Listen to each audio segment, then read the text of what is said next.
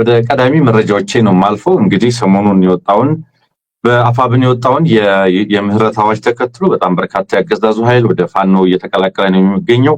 ባለፉት 24 ሰዓታት በአውደ ውጊያ በተለይ ደግሞ በምህረት ወደ ፋኖ በመግባት እነዚህን የመሰሉ መረጃዎች የዛሬ ትኩረቶች ናቸው የሚሆኑት። ስለዚህ መጀመሪያ ላይ የምናገኘው በዚህ በምህረት አዋጅ የገቡትን የተመለከተ ነው።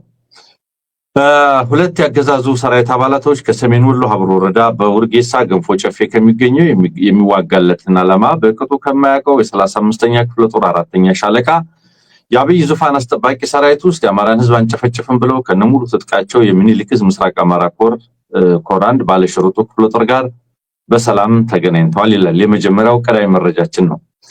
እንደዚሁም ሌሎች ሁለት ያገዛዙ ወታደሮች መሐመድ ደምሴና ቢንያም ግዛቸው የተባሉ በእነማይ ወረዳ ጣልማ ቀበሌ ከሚገኘው ያገዛዙ ሰራዊት 6ኛ ዕዝ 602ኛ ኮር 75ኛ ክፍለ ጦር 6ኛ ሬጅመንት አባል የነበሩት ሁለት ኮሪያ ክላሽ ከነተተኳሹ በመያዝ የአፋብን ቴዎድሮስ ዕዝ 201ኛ ኮር 64ኛ ክፍለ ጦር ተቀላቅለዋል ይላል መረጃችን። በተመሳሳይ በደቡብ ወሎ አልቡኮ ወረዳ ደግሞ አካድ ከሚባል ቦታ ያገዛዙ ሰራዊት 11ኛ ዕዝ 104ኛ ኮር 36ኛ ክፍለ ጦር 3ኛ ሬጅመንት አባል የነበረ አንድ ጥቁር ክላሽ ከነተተኳሹ በመያዝ አፋብን ምኒልክ ዕዝ ልጅ ኢያሱ ኮር የጎፍ ክፍለ ጦርን ተቀላቅሏል የሚለው መረጃ ይገኛል። የምህረት አዋጁ ተፈጻሚነት ቀጥሏል። እንግዲህ ከአማራ ፋኖ ብሔራዊ ንቅናቄ ሸዋ ጠቅላይ ግዛት ዕዝም የምናገኘው ተመሳሳይ መረጃ ነው ተመልካቾች። የአማራ ፋኖ ብሔራዊ ንቅናቄ ያወጣውን የምህረት ጥሪ ተቀብለው በአገዛዙ ቤት የቆዩ የሥርዓቱ ወንበር አስጠባቂዎች በየቀኑ ፋኖን እየተቀላቀሉ ይገኛሉ ይላል የሸዋ ጠቅላይ ግዛት ዕዝ የላከልን መረጃ። ትናንትናም አንድ የሚሊሻ አባል በቅርቡ አገዛዙ ያስታጠቀውን አዲስ ስፓርታ ክላሽ ከነ ሙሉ ትጥቁ በመያዝ የአማራ ፋኖ ብሔራዊ ንቅናቄ ሸዋ ጠቅላይ ግዛት ዕዝ አፄ አምደ ጽዮን ኮር የ77 ክፍለ ጦርን መቀላቀሉን ክፍለ ጦሩ አስታውቋል። በተለይ አፋብን ያወጣውን የምህረት አዋጅ ጥሪ በሚዲያ ሰምቶ ወደ ፋኖ የተቀላቀለው የቀድሞ የብልጽግና የሚሊሻ አባል እንደተናገረው ወደ ፋኖ ከገባችሁ ፋኖ ያርዳችኋል፣ ፋኖ ይቆርጣችኋል በማለት ያገዛዙ ካድሬዎች የፋኖን ስም በሐሰት ሲያጠፉ እንደሚውሉ አጋልጧል። ስለ ፋኖ የተነገረውና በአይኑ ያየው እውነታም በፍጹም ተቃራኒ እንደሆነ የአፋብን ሸዋ ጠቅላይ ግዛት የአፄ አምደ ጽዮን ኮር ሚዲያና ኮሙኒኬሽን ክፍል የላከልን መረጃ ይጠቁማል። ወደ ሌላ መረጃ ሳልፍ ለቀድሞ የፋኖ አባላት ጥሪ ቀርቧል። የአማራ ፋኖ ብሔራዊ ንቅናቄ ሸዋ ጠቅላይ ግዛት ዕዝ አፄ አምደ ጽዮን ኮር 77 ክፍለ ጦር ከዚህ ቀደም በተለያዩ ምክንያቶች ከትግሉ ውጭ ለሆኑ የቀድሞ ሰራዊታችን አባላት በሙሉ የተላለፈ ጥሪ በሚል የሚከተለውን መግለጫ በትናንትናው ምሽት አውጥቷል። እንደሚታወቀው አፋብን አማራዊ ድርጅት መመስረቱን ተከትሎ የተቀናጀ አንድነት ትብብር በሁሉም ዕዞች በርካታ ድሎች እየተመዘገቡ ይገኛሉ። በመሆኑም ከዚህ ቀደም የአማራ ፋኖ አንድነት በጉጉት ስትጠብቁ ለነበራችሁና በተለያየ የውስጥና የውጭ ችግር ምክንያቶች ትግሉን አቋርጣችሁ ለነበራችሁ አባላት በሙሉ ኑ ወደ ነባሩ አህዳችሁ በመቀላቀል ታሪካዊ የጋራ አሻራችንን አብረን እናሳርፍ በማለት የአፄ አምደ ጽዮን ኮር የ77 ክፍለ ጦር ወንድማዊ ጥሪውን ያቀርባል ይላል። እንደ አራቱም ግዛቶች ወሎ፣ ሸዋ፣ ጎንደርና ጎጃም አንድ የጋራ አማራዊ አፋብን የተባለ አታጋይ ድርጅት ተመስርቶልናልና በአንድነቱ ምክንያት ከትግሉ ራሳችሁን ለጊዜው አግላችሁ የነበራችሁ የትግል ጓዶቻችሁን ለማይቀረው የመኖርና ያለመኖር የህልውና ትግላችን አብረን ተሰልፈን የአሸባሪውን ስርዓት ነቅለን አማራ እንደማንኛውም ዜጋ በስርዓት ሀገር እኩል መብቱ ተከብሮለት ከሌሎች ኢትዮጵያውያን ህዝቦች ጋር እኩል ተከብረን የምንኖርበትን ነፃ ሀገር በማጽናት የህዝባችንን ህልውና በጋራ እንከላከል በማለት የከበረ ጓዳይ ጥሪያችንን እናስተላልፋለን ብሏል። እንደሚታወቀው የትግል ምናልባት በብዙ ነገር ዋጋ እየከፈልንበት ይገኛል። በሰው ህይወት፣ በጊዜ፣ በኢኮኖሚ ምናልባት ትግል በየፈርጁም ቢሆን ይህንን ቅዱስ የሆነ ትግል ከርተህ በወንድሞችህ ደምና አጥንት የተገነባን የትግል ቤት በተለያየ ቦታ ሆነ ተቀምጣ ያለህ የቀድሞ የክፍለ ጦራችን አባላት በሙሉ ምናልባት ጠላት በያዛቸውም ቀጠናዎች አፈሳ እያደረገ መሆኑን በግልጽ ተረድታችሁ እኛ የትግል ጓዶቻችሁ ያቀረብነውን ወቅታዊ ጥሪ ተቀበላችሁ በአስቸኳይ ራሳችሁን ከብልጽግና አስገዳጅ አፈሳ እንድትታደጉ ሲል ክፍለ ጦሩ መልእክቱን አስተላልፏል። ከአገዛዙ ነፃ በወጡ ከተሞችና ቀበሌዎች በጊዜያዊ ፋኖ መንግስት ህዝባዊ ውይይቶች መድረኮች ተካሄዱ። አፋብን ሰሜን አማራ ቀጠና በላይ ዕዝ ሜጀር ጀነራል ውባንታ አባተ አንደኛ ኮር ጎና ክፍለ ጦር የአንዳቤት ወረዳ ጊዜያዊ የፋኖ መንግስት ከማህበረሰብ ጋር ሰፊ ውይይቶች አካሂዷል። የአብይ አህመድ አገዛዝ የአማራን ህዝብ ትጥቁን ቀርቶ ቀበቶውን አስፈቷል ያለው ዙፋን ጠባቂ በጀግኖች ክንደረመጦች የጉና ክፍለ ጦር አባላት ትጥቁም ስንቁም ህይወቱን ጨምሮ እየገበረ ይገኛል ብሏል። ስለሆነም እርቃኑን የቀረ አብይ አህመድ አገዛዝ ከስሩ ገርስሶ ለመጣል ከህዝቡ ጋር በሚከተሉት ጉዳዮች ውይይቶች ተደርጎባቸዋል። የህዝብ አስተዳደር ፍትህ ማስፈንና የህዝቡን ሁሉን አቀፍ ድጋፍ ማስቀጠል፣ የህዝብ አገልግሎት ሰጪ ተቋማት ሰላምና ደህንነት መጠበቅና ማስጠበቅ፣ የአገዛዙ ወታደሮችና ካድሬዎች የምህረት አዋጁን ተቀብለው ትግሉን እንዲቀላቀሉ ወደ ሰላማዊ ህይወታቸው እንዲመለሱ ግንዛቤ መስጠት፣ እንዲሁም ወቅቱን የዋጀ የትግል አስተላለፍና የተደራጀ የገበሬ ጦር ማደራጀት እንዲሁም ሌሎች መሰል ነጥቦች በስፋት ከህዝቡ ጋር ምክክር ተደርጎባቸዋል። በውይይቱ የጉና ክፍለ ጦር የአንዳበት ብርጌድ እንዲሁም የወረዳውን ጊዜያዊ የፋኖ መሪዎች በታደሙበት ከህዝቡ ለተነሱ ጥያቄዎች መልስና ማብራሪያ በመስጠት መድረኩ ፍጹም ጨዋና ፍቅር በተላበሰ መልኩ ተጠናቋል ሲል የጉና ክፍለ ጦር ህዝብ ግንኙነት የላከልን መረጃ ያመለክታል። ወደ መለስተኛ ወደ ውጊያ መረጃዎች ስናልፍ በሶስት አቅጣጫ ወደ ጃቢ ጠናን ወረዳ ማክሰኝት የመጣው እና ፍኖተ ሰላም ከተማ የመሸገው በርካታ ያገዛዙ የጥፋት ሰራዊት ተደመሰሰ ይለናል ከስፍራ የደረሰን መረጃ። የአገዛዙ ወንበር ጠባቂ የጥፋት ሰራዊት ለዘረፋና ንጹሃን ለማጥፋት ተግባሩ ለመፈጸም ወደ ማክሰኝን በሌሊት በሶስት አቅጣጫ የመጣ የጠላት በአፋብን ቴዎድሮስ 109ኛ ኮር 77ኛ ክፍለ ጦር አናብስቶች መመታቱን ያመለክታል። የአገዛዙ ወራሪ ኃይል በሌሊት በሶስት አቅጣጫ የመጣ ቢሆንም የገነት አቦው በድንገራ ማርያም የጅጋው በሰው አጥንትና በጓጓት ለመግባት ሙከራ ያደረገ ሲሆን በክንደ ነበልባሎቹ 77ኛ ክፍለ ጦር በተሰነዘረበት ጥቃት ከፍተኛ የሆነ ሽንፈትን ተከናንቧል ነው የሚለው። የ109ኛ ኮር 77ኛ ክፍለ ጦር 3ኛ ሻለቃ ባደረገው ኦፕሬሽን የምዕራብ ጎጃም ዞን መቀመጫ ወደሆነችው ፍኖተ ሰላም ከተማ ከቀኑ 11 ሰዓት በመግባት የጠላት ጥምር ኃይል እያለ በሚጠራው የሚሊሻ ፖሊስና አድማ ብተና ስብስብ ላይ መብረቃዊ ጥቃት በመክፈት መተነዋል ነው ያለው መረጃው።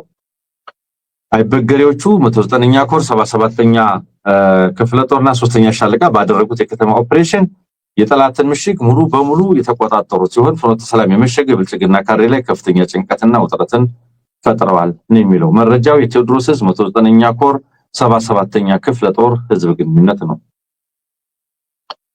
በተመሳሳይ ጽናት ብርጌድ በቆላ ድባ የጠላትን ምሽግ ደረመሰ ይለናል የህዝብ ግንኙነት ዘርፍ የላክልን መረጃ።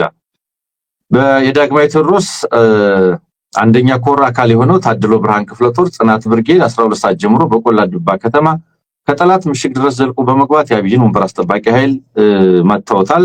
በወረዳው ፖሊስ ጣቢያና በአስተዳደሩ መሽጎ በተቀመጠው ኃይል ላይ ነው የማያዳግም ጥቃት የተፈጸመው ይላል። በጥቃቱም 8 ያገዛዙ አገልጋዮች ተገድለዋል፣ 11 የሚሆኑት ደግሞ ቀላልና ከባድ ቁስለኛ ሆነዋል ነው የሚለው።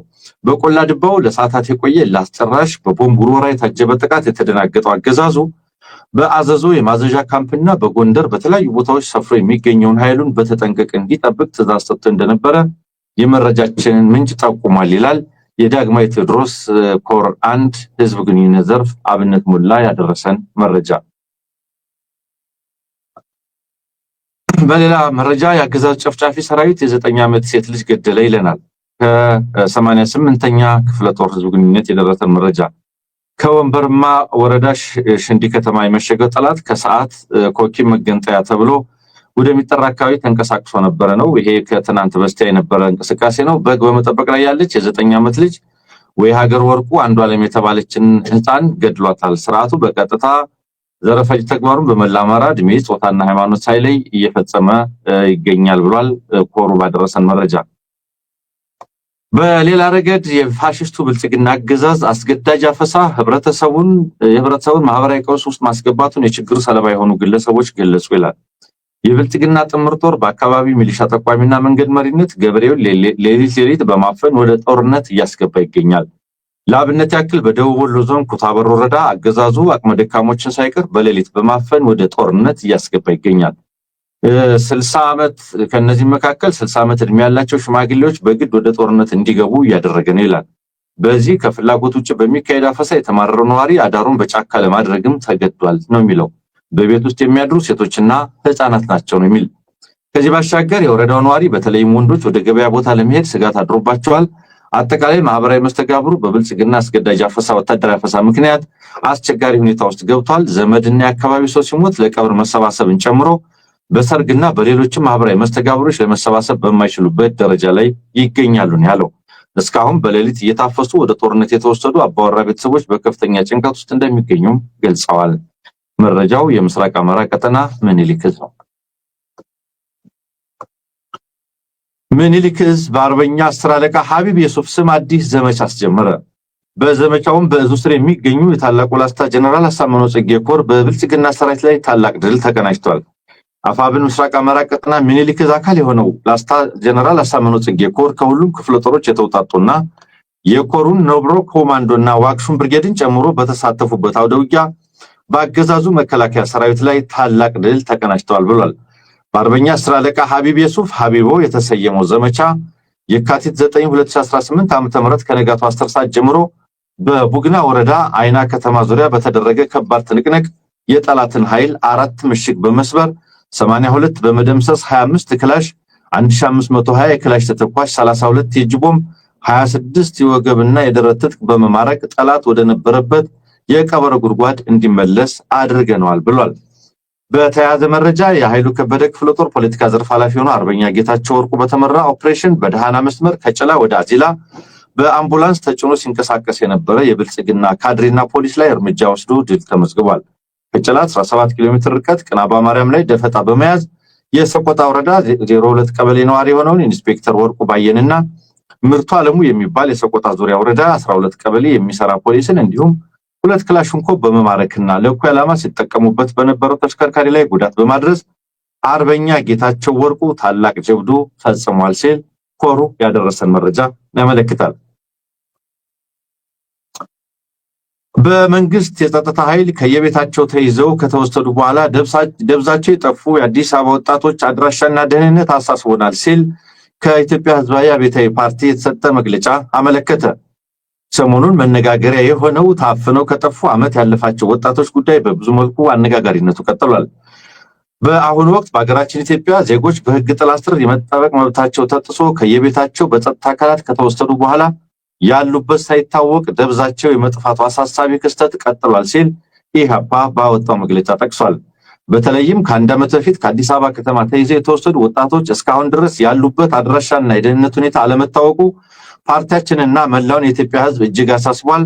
ከአንድ ዓመት በፊት በመንግስት የጸጥታ አካላት ሰብአዊ ክብርና ሕግን በሚጥስ መልኩ ከየቤታቸው ተይዘው ከተወሰዱት ውስጥ ገነት አራጌ፣ ሰብስቤ ዓለሙ፣ ሱራፌል፣ አማኑኤልና ሌሎች በርካታ ወጣቶች ያሉበት ሁኔታ እስካሁን ድረስ ለቤተሰቦቻቸውም ሆነ ለሕዝብ ግልጽ አይደለም ብሏል ኢህአፓ በመግለጫው። ፓርቲያችን ኢህአፓ ዜጎች በወንጀል ተጠርጥረው በፖሊስ ቁጥጥር ስር የመዋል ሂደትን በራሱ አይቃወመውም። ነገር ግን ማንኛውም በወንጀል የተጠረጠረ ዜጋ ካያያዙ ጀምሮ ምርመራ በሚደረግበት ወቅት ሰብአዊ ክብሩና ደህንነቱ የመጠበቅ መብት እንዳለው በጽኑ ያምናል ብሏል። ይህ መብት በሀገሪቱ ሕግም በግልጽ ተደንግጓል ብሏል። ሆኖም ግን በብልጽግና አስተዳደር ስር እነዚህን መሰረታዊ መብቶች እንዲከበሩ መጠየቅ እንደ ቅንጦት መቆጠር ከጀመረ ቆይቷል ሲል ገልጿል። ዜጎችን አፍኖ ወስዶ ለፍትህ ተቋማት ሳያቀርቡ ከዓመት በላይ ደብዛቸውን ማጥፋት ግልጽ ወንጀልና የሕግ ልዕልናን መናቅ ነው ብሏል ኢህአፓ። ይህ ድርጊት ቤተሰቦቻቸውን ብቻ ሳይሆን ሕግና ስርዓት እንዲከበር የሚሻውን ዜጋ ሁሉ የሚያስቆጣ ኢሰብአዊ ተግባርም ነው ብሏል። በመሆኑም ደብዛቸው ከጠፋ ዓመት ያለፋቸው እነዚህ ዜጎች ያሉበት አድራሻና አጠቃላይ ደህንነት ሁኔታቸውን መንግስት በአስቸኳይ ለህዝብና ለቤተሰቦቻቸው እንዲያሳውቅ ኢህአፓ ጠይቋል። የታገቱት ወጣቶች የተጠረጠሩበት ጉዳይ ካለ ጉዳያቸው በአስቸኳይ ተጣርቶ ወደ መደበኛ የፍትህ ተቋም እንዲቀርቡ፣ በማንነታቸውና በፖለቲካ አመለካከታቸው ምክንያት በየእስር ቤቱ ታስረው የሚገኙ ፖለቲከኞች፣ ጋዜጠኞች፣ የሰብአዊ መብት ተሟጋቾች፣ የማህበረሰብ አንቂዎችና በሺዎች የሚቆጠሩ ንጹሃን ዜጎች ያለምንም ቅድመ ሁኔታ እንዲፈቱ ሲል ኢህአፓ ጠይቋል።